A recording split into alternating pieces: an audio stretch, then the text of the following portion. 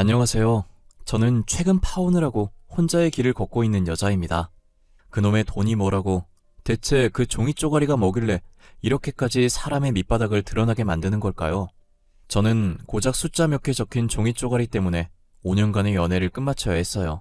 그때만 생각하면 어머니께 죄송해서 아직도 어머니 눈을 똑바로 쳐다볼 수가 없어요.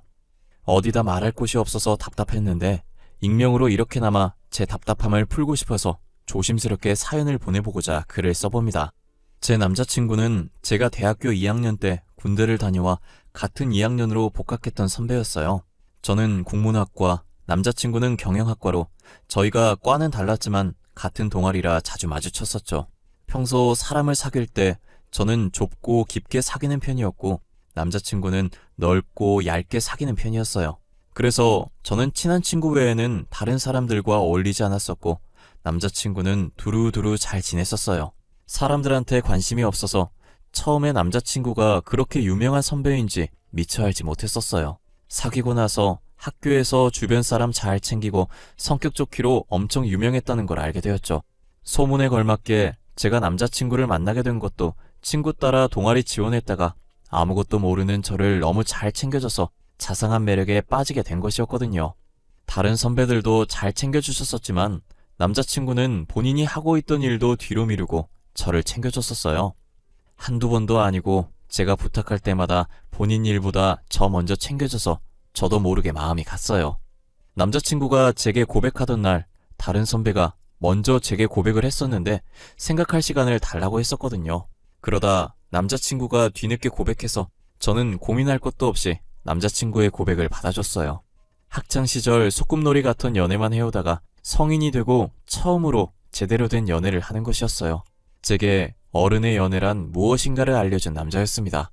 연애하면서도 늘 저를 먼저 생각해주고 배려해주던 남자였기에 저는 이 남자와 함께라면 무엇이든 할 수 있을 것 같은 기분이 들었어요. 만약 결혼을 하게 된다면 지금 내 옆에 있는 이 남자와 하지 않을까 하는 생각도 했었죠.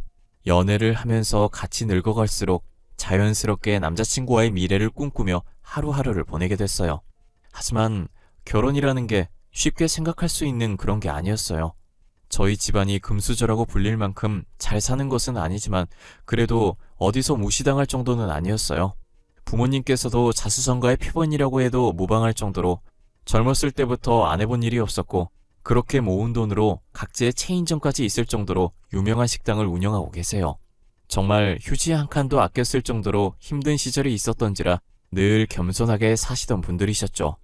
하지만 저희와 반대로 남자친구 집안은 태초에 돈 많은 양반 출신에다 아버님 사업까지 잘 돼 정말 다이아몬드 수저 버금갈 정도로 금수저인 부자였어요. 처음엔 저도 남자친구 집안이 이렇게 대단한 집안인 줄은 꿈에도 몰랐어요. 남자친구가 제게 이 사실을 숨기고 만났기 때문에 전혀 몰랐다가 친구 고민 상담해주다가 얼떨결에 친구를 통해서 알게 됐죠. 야, 너는 부럽다. 남자친구 되게 잘 만나잖아. 내 남자친구는 못생긴 게 바람까지 폈는데 네 남자친구는 잘생기고 너만 바라보고 거기다 금수저잖아. 다 갖췄네. 진짜 부럽다. 금수저라고? 에이, 아닐걸. 다른 사람이랑 착각한 거 아냐? 우리 오빠 금수저라는 말 들어본 적이 없는데. 에이, 아마 아닐 거야. 너는 소문 같은 거 안 듣고 다니니? 네 오빠 이름만 대도 알만한 기업 대표 아들이잖아. 몰랐어? 인터넷에 검색하면 대표 이름 뜨고 그 밑에 자식들 이름도 뜨거든? 거기에 네 오빠 이름이 있어. 찾아봐. 제가 계속 믿을 수 없다는 듯한 표정을 지으니까 친구는 한심하다는 듯 저를 쳐다보다가 본인 핸드폰을 들어서 뭔가 입력하는 것 같더니 핸드폰 화면을 제 눈앞에 가져다 대는 거예요. 대표 이름 석자 밑에 대표에 대한 정보가 적힌 부분이 조그맣게 있었는데 자녀 부분에 친구가 말한 대로 남자친구 이름 석자가 적혀 있더라고요. 제가 잘못 본 건가 싶어서 친구 휴대폰을 뺏어들어 확대해봤는데 남자친구의 이름이 맞았어요. 남자친구 이름이 워낙 흔해서 동명이인일 수도 있으니 본인한테 직접 들어야겠다는 생각이 들었어요. 평소처럼 데이트를 잘하고 저희 집에서 헤어지기 직전에 남자친구를 다시 불러 세웠어요. 그리고 휴대폰으로 다시 대표 이름을 검색해서 남자친구 앞에 내밀었어요. 혹시 여기 적혀있는 이름 말이야. 진짜 오빠 이름이야? 아니, 내가 아까 친구한테 이상한 소리를 들어서 친구 말로는 이게 오빠 이름이라고 하던데? 내 이름 맞아. 아, 아니, 나는 말하려고 했는데, 진짜 말하려고 했거든? 근데, 언제 말해야 할지 몰라서 타이밍 보느라 말 못했어. 미안해. 나 오빠가 이렇게 유명한 회사 대표님 아들이었으면 안 사귀었을 거야. 어쩐지, 오빠랑 사귄다고 했을 때 애들이 안 좋은 시선으로 나를 보던데 다 이 이유였구나. 말 못한 건 미안해. 워낙 소문이 많이 나서. 나는 당연히 네가 알고 있는 줄 알았어. 그런데 사귀다 보니 너가 내 집안에 대해 모르고 만나는 것 같은 느낌이 들더라고. 그럼 그때라도 말해줬었어야지. 왜 말 안 해서 사람을 바보로 만들어? 나 그만하고 싶어. 너무 부담스러워서 안 되겠어. 오빠가 날 어떻게 생각하든 상관없어. 미안해. 돈이 없어서 물로 배를 채우던 시절도 있다 보니 지금 잘 살아도 여전히 금수저들을 보면 부담스러웠어요. 자격지심이라고 하실 수도 있겠지만 제가 그렇게 자라온 터라 어쩔 수 없는 부분이었어요. 남자친구가 좋은 사람이라는 걸 잘 알지만 제가 가난했던 학창시절 금수저들에게 당한 게 많았거든요. 친구들은 물론이고 학교에 부모님이 오시면 친구들의 부모님도 저희 부모님을 돈 없다고 무시했었어요. 늘 부당한 대우를 당한 건 돈 없어서 당하기만 해야 했던 저희 같은 사람들이었죠. 그러니 제가 금수저들을 좋게 볼 수 없는 거예요. 그래서 저는 남자친구에게 이별을 고했지만 남자친구는 울면서 제게 매달리더라고요. 울면서까지 매달릴 줄은 몰랐어서 우는 남자친구를 보고 저도 많이 당황했었어요. 나 너랑 못 헤어져. 아니, 싫어. 안 헤어질 거야. 내가 싫어서 헤어지려는 거 아니잖아. 그러니까 못 들은 걸로 할 거야. 그런 집안에서 태어난 게 내 잘못은 아니잖아. 안 그래? 오빠는 나 아니어도 나보다 훨씬 더 괜찮은 사람 만날 수 있을 거야. 남 잘 챙기고 다정하니까. 싫어. 너랑 헤어지는 거 싫다고. 너는 내가 이전에 만났던 사람들처럼 내 집안 배경을 보고 만난 게 아니라 온전히 나라는 사람을 사랑해준 사람이야. 다른 사람들과 다르다고. 오빠, 지금 우는 거야? 왜 울고 그래. 내가 미안해. 잘못했어. 다시는 헤어지자는 말 안 할게. 그러니까 울지 마, 응? 내가 뭐라고 이렇게 울어. 남자친구는 말하다가 감정이 북받쳤는지 몸을 들썩거리면서 숨이 넘어갈 듯 울기 시작하는 거예요. 괜히 제가 다 큰 성인 남자를 울린 것 같아 미안해서 이 상황을 어떻게 해야 할지 모르겠더라고요. 울고 있는 남자친구를 안고 등을 토닥토닥 해주는 거 말곤 할 수 있는 게 없었어요. 그래도 시간 지나고 들썩임이 사라지고 민망한지 제 품에서 나와 손으로 눈물을 쓱 닦더라고요. 미안하다고 헤어지자고 하지 않겠다고 약속을 하고 택시를 태워서 집으로 돌려보냈어요. 그리고 저는 집에 와서 침대에 가만히 누워 곰곰이 생각했죠. 금수저라고 해도 다 똑같이 행동을 하는 건 아닐 거라고. 남자친구도 성격이 좋으니 부모님들도 분명 성격이 좋으신 분일 거라고요. 과거에 안 좋은 일이 있긴 했었지만 틀에 박힌 고정관념을 버리기로 했어요. 그렇게 계속 연애를 이어가다가 남자친구 부모님을 만난 적이 있었어요. 남자친구와 함께 맛집에 가려던 길에 맞은편에서 오고 계시던 남자친구 부모님을 만나게 된 거예요. 예상치 못한 만남에 저도 모르게 긴장하고 있었는데 어머님과 아버님 두 분 다 다정하시더라고요. 남자친구의 다정함이 누굴 닮았나 했더니 가족 자체가 다정함이 기본적으로 몸에 배어 있는 것 같았어요. 첫 만남이었는데도 불구하고 크게 불편함이 전혀 없었어요. 그래서 저는 남자친구 집에도 자주 놀러 갔고 남자친구 부모님과도 많이 친해졌어요. 남자친구도 그 뒤로 저희 집에 자주 오고 부모님과 같이 저희 부모님 가게에 놀러 오기도 하고 그랬어요. 저희가 결혼을 한 것도 아니고 결혼을 약속한 사이도 아닌데 사돈하면서 부모님들끼리도 잘 지냈어요. 그렇게 남자친구 집에 왕래를 자주 하다 보니 어머님께서는 저를 정말 며느리로 생각하시고 사소한 걸로 집으로 부르시는 날들이 많아지셨어요. 결혼하려면 다 배워놔야 한다고 하시면서 일을 종종 시키셨었죠. 아직 결혼 얘기가 안 나오긴 했지만 미리 배워서 나쁠 건 없다는 생각에 군말 없이 했었어요. 아버님 생신날 저를 불러서 같이 음식을 차리자고 해서 학교 마치는 대로 장을 보러 갔어요. 어머님께서 문자로 남겨주신 재료들을 사고 나니 한 박스 꽉 차게 되더라고요. 무거운 상자를 팔로 어찌저찌 받쳐들고 낑낑거리며 남자친구 집에 도착했어요. 저는 쉴 틈 없이 재료를 주방으로 옮기고 어머님 옆에서 보조 정도만 해드렸어요. 그리고 아버님이 좋아하시는 음식들 레시피를 열심히 받아 적었어요. 간혹 어머님께서 좋아하는 음식들도 이야기하시길래 혹시나 하는 마음에 같이 받아 적었죠. 혹시나 했는데 역시나 어머님 생일상도 제가 차려야 하더라고요. 아버님 생일상 땐 어머님께서 도와주셨었는데 어머님 생일상엔 도와줄 사람이 없는 거예요. 그래서 전날 부랴부랴 레시피 검색해서 연습해보고 친정어머니께도 도움을 요청했어요. 음식 몇 개는 어머니가 만들어주신 것 가지고 오고 몇 개는 남자친구 집에 가서 직접 만들었어요. 그게 매년 아버님, 어머님 생신날에 반복됐어요.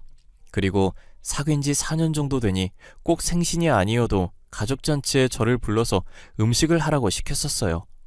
저는 남자친구랑 결혼할 수도 있으니 밉보이기 싫어서 시키는 일 다 했었어요. 학교를 졸업하고 직장을 다니면서도 어머님께 불려다녔었죠. 지금 생각해보면 왜 그렇게까지 하나 싶지만 그땐 당연히 도와야 하는 일이라고 생각했어요. 그리고 어머님께서도 전혀 악의가 없어 보이셔서 그렇게 기분 나쁘지도 않았고요. 좋은 게 좋다고 덕분에 요리 실력이 늘었고 할 줄 아는 요리들도 많아져서 나름 괜찮았어요. 그렇게 저희는 5년이라는 시간이 지나서 둘 다 취업에 성공했고 어느 정도 직장에 적응도 했어요. 저는 국어교사가 되었고 남자친구는 아버님 회사로 들어가서 일을 하기 시작했죠. 이제 안정적인 상태가 되었을 때 남자친구가 프로포즈를 하더라고요. 이런 날을 상상만 하다가 막상 닥치게 되니 되게 미묘한 감정이 드는 거예요. 프로포즈를 받으면 마냥 좋을 줄 알았는데 이상하게 시원섭섭했어요. 희훈아, 표정이 왜 그래? 혹시 나랑 결혼하기 싫어서 그래? 나만 결혼하고 싶은 건가? 아니야, 좋은데 뭔가 시원섭섭해. 나도 맨날 오빠랑 결혼하는 상상하거든? 근데 막상 결혼이라는 단어랑 맞닥뜨리니까 마냥 좋지만 않아. 무섭기도 하고 그래. 왜 벌써부터 겁을 먹고 그래? 내가 있잖아. 우리 둘은 분명 잘 살 수 있어. 지금도 봐. 한 번도 싸운 적 없이 5년간 잘 지내왔잖아. 그렇긴 한데 결혼은 현실이니까. 아니야. 미리 걱정해서 뭐해. 부딪혀 보는 거지. 오빠랑 함께면 무서울 것 없어. 우리 행복한 날만 가득할 거야. 그치? 저는 여러 가지 감정들을 묻어두고 남자친구의 프로포즈를 받아들였어요. 부모님과도 서로 잘하는 사이라 상견례를 간단히 하고 결혼 날짜는 여유롭게 조금 길게 잡아놨어요. 저희 신혼집은 아버님께서 해주기로 했고 혼수는 저희 부모님께서 해주기로 했죠. 그리고 예식장이나 턱시도, 드레스같이 결혼식에 필요한 것들은 저희 돈으로 하기로 했어요. 다들 조금의 불만도 없이 순식간에 각자 분담이 정해졌어요. 그때까지만 해도 준비만 잘한다면 제 결혼은 아무런 문제가 없을 줄 알았어요. 하지만 제가 5년 동안 예비 시어머니를 봐오면서 그동안 모르고 있던 사실이 하나 있었어요. 한없이 다정했던 예비 시어머니에게도 단점이 있었는데 그건 바로 돈에 대한 자부심이었어요. 돈도 남들보다 넘치도록 많으면서 누군가가 비싼 걸 턱턱 사면 혼자서 경쟁의식이 강해지세요. 경쟁이라도 하듯 돈을 쓰시려고 하고 자신의 돈이 더 많다는 걸 증명하고 싶어 하셨죠. 그리고 모든 사람을 자신의 밑으로 둬야 하는 분이었어요. 피라미드 모양의 먹이사슬에 자기가 제일 꼭대기에 있어야 하는 분이셨죠. 자신보다 위라는 생각이 드는 사람이 있다 싶으면 물어 뜯어서라도 자기 밑으로 만들었어요. 알고 보면 시어머니의 다정함도 자신보다 하찮은 사람에게 베푸는 아량 같은 것이었어요. 예비 시어머니께서는 저를 집으로 불렀고 혼수 리스트를 제게 내미셨어요. 전체 총합계를 보는데 저희 부모님이 예상하시는 것보다 훨씬 적게 나왔더라고요. 아무래도 부잣집에 시집 보내는 거라 예비 시어머니 눈이 높을 거라고 생각해서 저희 부모님께서 예산을 높게 잡고 계셨었거든요. 아직 결혼하려면 시간만이 남았지만 그래도 일단 생각나는 혼수들 먼저 쫙 정리해봤어. 나중에 더 생각나면 추가될 수도 있어. 대충 기본적으로 저렇게 준비해두면 될 거야. 생각보다 많이 없네요. 알겠어요. 일단 이렇게는 준비해두고 있을게요. 입주 날짜에 맞춰서 준비하면 되는 건가요? 아니면 신혼집 계약하면 바로 넣을 수 있게 준비할까요? 그건 너희가 편한 대로 하면 될 것 같구나. 집 계약하면 결혼식 전에 먼저 살고 있어도 되고, 아무래도 먼저 살아봐야 서로 어떤 성향인지 잘 알지 않겠니? 어머님 말씀도 맞는 말인 것 같아요. 그럼 집 계약하는 대로 혼수 드리는 걸로 할게요. 저는 흔쾌히 예비 시어머니께서 주신 혼수 리스트대로 준비하겠다고 했어요. 친정 부모님께도 리스트를 보여드리니 생각했던 것보다 훨씬 작게 나왔다고 의아해 하시더라고요. 생각나는 것만 일단 정리한 거라고 아직 살 게 더 있을 수도 있다고 했어요. 아직은 예산에 여유가 있어서 그런지 부모님도 별말 없이 리스트를 보면서 고개를 끄덕이셨어요. 며칠 뒤 예비 시어머니는 혼수 추가된 게 있다고 다시 집으로 부르셨어요. 저는 추가된 리스트를 찬찬히 보는데 아직까지도 예산보다 넉넉한 가격이더라고요. 그런데 요즘 전자레인지 오븐 겸용으로 나온 제품들이 많은데 굳이 따로 사라고 되어 있는 거예요. 어머님, 요즘 전자레인지랑 오븐 겸용으로 나온 제품 많아요. 그거 하나 사는 게 더 이득이지 않아요? 공간 차지도 덜 할 것 같고요. 전자레인지, 오븐 각각 본연의 기능을 써야지. 겸용으로 쓰면 안 되는 기능이 분명히 있을 거야. 그냥 따로 사는 게 더 나아. 아, 그래요? 근데 저희 오븐 잘 안 쓸 것 같은데 저희 집도 오븐을 안 써서 없거든요. 우리 아들은 오븐으로 이것저것 간식거리 잘 만들어 먹어. 봐봐, 우리 집에도 저기 오븐 있잖아. 저것도 우리 아들밖에 안 쓰거든. 아, 그렇구나. 알겠어요. 이것들만 더 추가하면 되는 거죠. 그럼 저희가 준비할 혼수는 이게 끝이에요? 일단은 이게 끝이긴 한데 작은 것들만 먼저 준비해놓고 있어봐. 냉장고, TV 같은 큰 제품들은 수정할 수도 있어서 조금 시간을 두고 준비하는 게 좋겠어. 저는 알겠다고 하고 추가된 리스트를 친정 부모님께 전달해드렸어요. 예비 시어머니께서 말씀하신 대로 작은 제품들만 먼저 준비해달라는 말도 같이 전했죠. 제가 어떤 혼수든 척척 해오겠다고 하니 예비 시어머니께서 돈부심이 생겼는지 그렇게 몇 번이고 예비 시어머니한테 불려가서 혼수 리스트를 수정해야 했었어요. 냉장고, TV 같은 경우에도 최신 모델이 나올 때마다 계속 수정하시고 당시 제일 비싼 제품들로만 골라서 제게 보내주셨었어요. 뭐랄까, 니네가 언제까지 내 조건을 다 맞춘다고 할 수 있을지 보자, 약간 이런 생각인 것 같았어요. 저희 부모님은 어떤 것에서 흠잡히면 안 된다고 예비 시어머니의 조건을 다 맞추려고 하셨죠.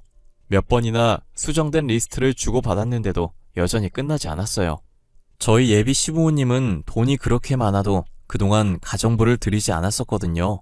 주변 사람들이 가정부를 고용했었는데 가정부들이 집안에 있던 돈을 들고 도망간 걸 많이 봐서 혹시나 예비 시부모님도 그런 일을 당하게 될까봐 고용하지 않으신 거예요.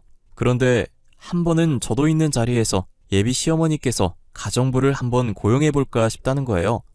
여보, 우리도 가정부를 한번 고용해볼까 해요. 나도 이제 나이가 있어서 그런지 조금만 움직여도 삭신이 쑤시고 그래요. 아이, 그래? 하긴 우리도 이제 많이 늙었지. 조만간 손잡아야 할 나이니까 당신 편한 대로 해. 주변에 믿고 맡길 사람이 있나 모르겠네. 제가 아는 사람 중에 믿을 만한 사람이 한 사람이 있긴 해요. 지금 버는 돈보다 더 많이 준다고 하면 올 수도 있어요? 그렇게까지 하면서 데리고 올 정도로 믿음직한가 봐. 그럼 그 사람한테 말 잘해봐. 돈은 얼마든지 준다고 하고. 아무래도 예비 시어머니께서도 나이가 있으신지라 혼자서 집안일 하기에 힘이 들 거라는 생각이 들었어요. 저희 부모님도 일하고 오면 지쳐서 집안일을 못하니 얼마 전부터 가정부를 고용하셨었거든요. 그랬기 때문에 저는 두 분 대화에 아무런 생각이 없었어요. 힘드셨구나. 요즘 젊은 사람도 집안일 힘들어하는데 그 나이면 힘들만 하시지. 그게 다였어요. 예비 시어머니께서 가정부를 고용하든 말든 제가 관여할 바는 아니었기에 신경을 안 썼어요. 안 그래도 돈안 문제로 걱정하시던데 믿을 만한 사람이 있다고 하니 다행이라는 생각까지 들었죠. 저는 집에 가면 부모님과 있었던 일을 다 얘기하는 편이라 이 얘기도 했었어요. 제 얘기 들으신 부모님도 가정부 고용하니까 확실히 편하긴 하다고 잘 생각하셨다고 한 게 다였어요. 그런데 다음날 평소같이 출근하시던 부모님께서 따로 출근을 하시는 거예요.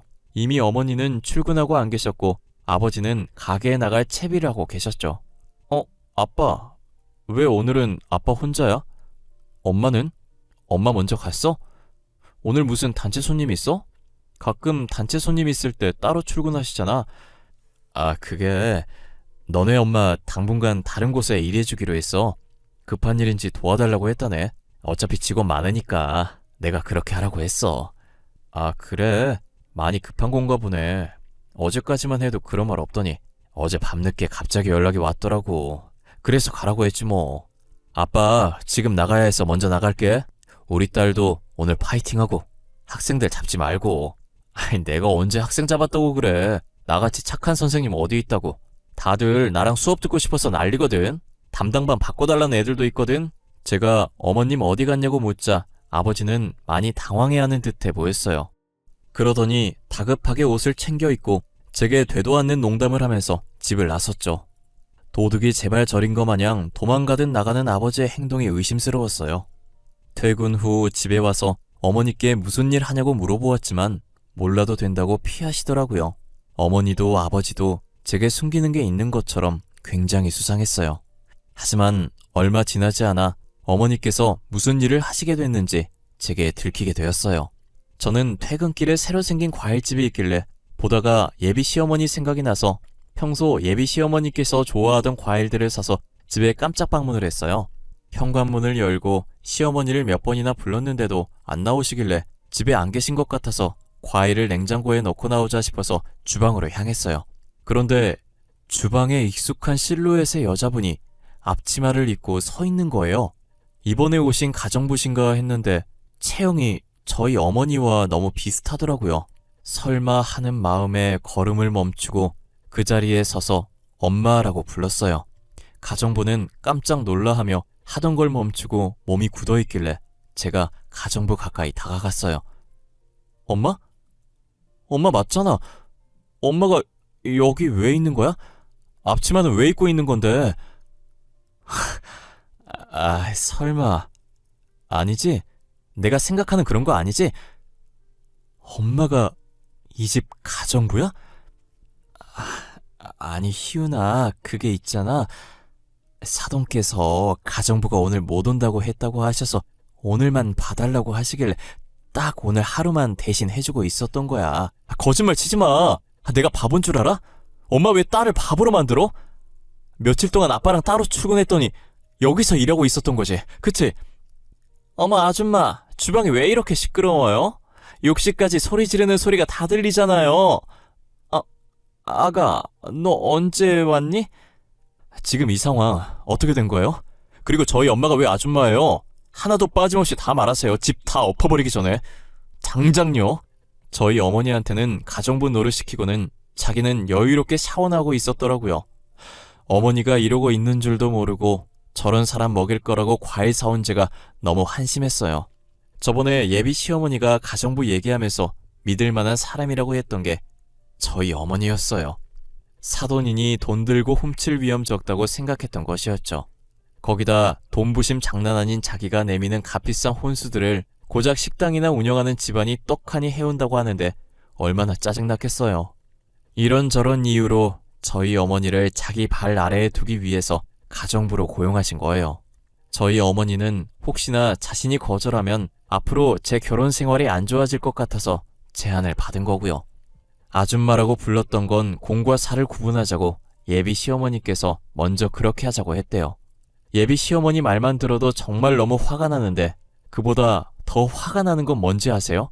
이 일을 남자친구도 알면서 제게 말을 하지 않았다는 사실이에요. 그것도 모자라서 예비 시어머니와 똑같은 행동을 하고 있었어요. 제가 온 것도 모르고 집에 들어와서 아줌마라고 부르며 밥 달라면서 주방으로 걸어오더라고요. 피곤했는지 반쯤 감긴 눈 비비면서 들어왔었는데 저를 발견하고는 눈이 동그래지는 거예요. 희훈아, 너가 여기 어떻게... 왜... 우리 오늘 여기서 만나는 약속 없었잖아. 여긴 연락도 없이 무슨 일로 온 거야? 무슨 일?